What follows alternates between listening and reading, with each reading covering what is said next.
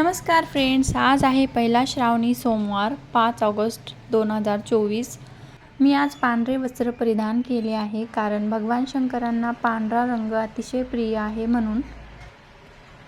इथे बाल्कनीमध्ये मी झोळणी करून श्रीला झोपी घातलेला आहे कारण तो शांत झोपेल आपली पूजा होईपर्यंत। आता आपण बघूयात भगवान शंकरांच्या पूजेचं ताट।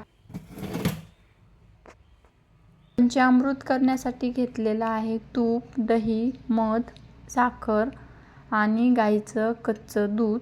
108 पदरांची अखंड वात घेतली आहे। कापूर, चंदन, हळद, हळदी कुंकू आणि पांढरी फुलं। तांदूळ घेतले आहे कारण पहिल्या सोमवारी तांदळाची शिवामूठ आहे। वस्त्र घेतलेले आहेत। दुसऱ्या ताटामध्ये 108 बेलांची पानं स्वच्छ धुवून घेतलेली आहेत। पाटावर छान रांगोळी काढली आहे अशा प्रकारे। चला तर शिवलिंग आणूयात। ही माझी तुळस आहे।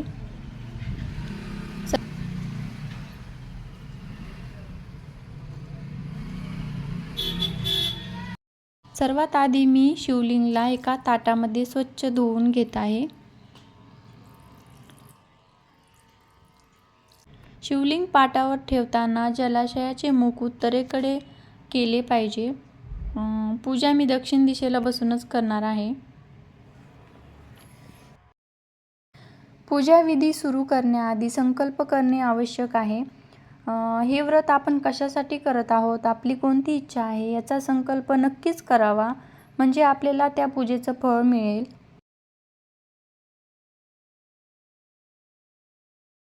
पंचामृत एकत्र करून घेतलं आहे मी।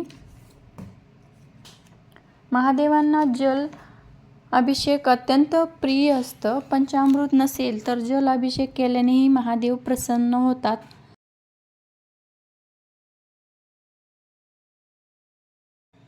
सर्वात आधी मी जलाने आणि दुधाने शिवलिंगाला स्नान घातले।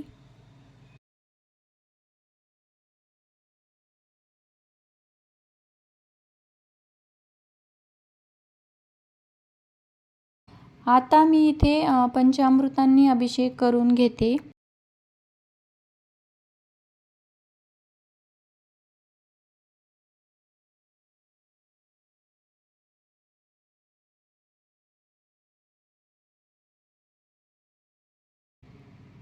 त्यानंतर स्वच्छ जलाने अभिषेक करून घेऊयात।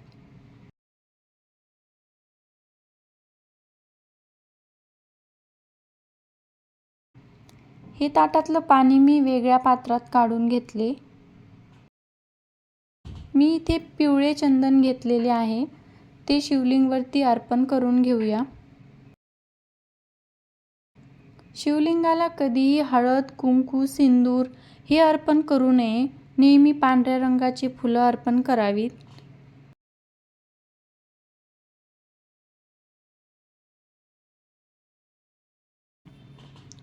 शिवामूठ तांदळाची आहे म्हणून मी इथे तांदूळ अर्पण करणार आहे। महत्त्वाची गोष्ट, शिवलिंगावरती कधीही तापवलेल्या दुधाचा वापर करू नये। आपण जे अभिषेक करण्यासाठी पंचामृत किंवा दूध घेतो ते कधीही तांब्याच्या भांड्यामध्ये घेऊ नये, कारण त्याची रासायनिक अभिक्रिया होते आणि काही विषारी पदार्थ उद्भवतात आणि आपण ते ग्रहण केले तर ते घातकही ठरू शकतात म्हणून।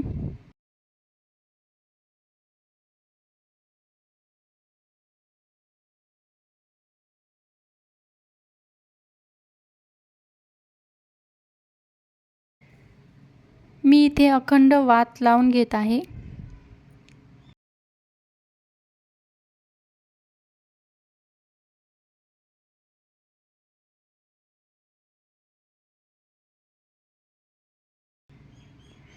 हे 108 बेलपत्र आपण ओम नमः शिवाय चा जप करून अर्पण करून घेऊया।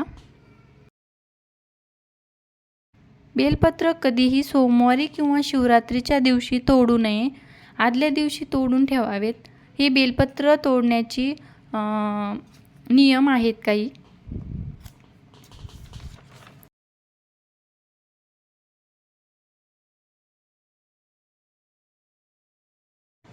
घरामध्ये पूजा केली की घराचे वातावरण अगदी प्रसन्न होते। घरामध्ये सकारात्मक ऊर्जा निर्माण होते. 108 बेलपत्र अर्पण केली आहे. आता मी करणार आहे आरती.